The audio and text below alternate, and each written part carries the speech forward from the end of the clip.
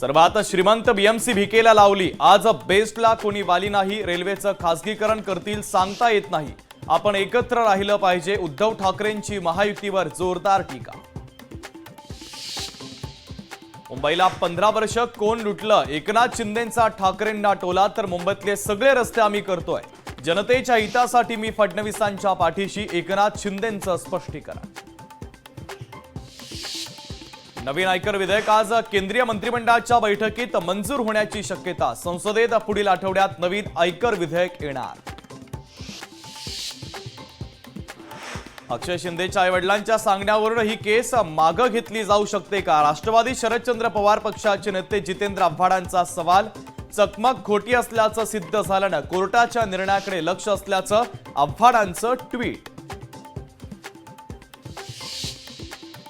Soybean खरेदीच्या शेवटच्या दिवसानंतरही हमीभाव खरेदी केंद्राबाहेर शेतकऱ्यांची गर्दी। लातूरच्या हमीभाव केंद्राबाहेर अजूनही शेतकरी ताटकळले, मुदत वाढवून देण्याची शेतकऱ्यांची मागणी।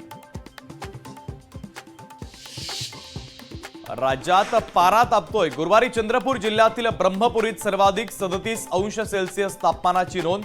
तर राज्यात कमाल सरासरी तापमान 33 ते 35 अंशांवर।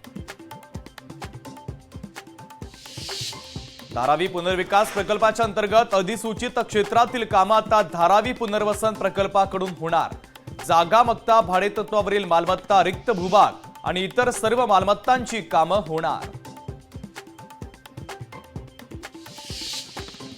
सामान्यांना दिलासा मिळणार का? आरबीआयचे तिमाही पतधोरण आज जाहीर होणार।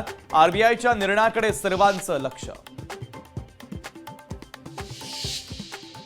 अभिनेता सोनू सूदच्या विरोधात अटक वॉरंट जारी। 10 लाखांची फसवणूक प्रकरणी पंजाबच्या लुधियाना कोर्टाचा निर्णय।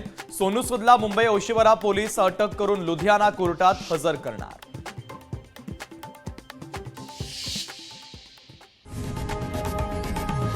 लोकशाही मराठी ऐका, पहा, जागरूक रहा।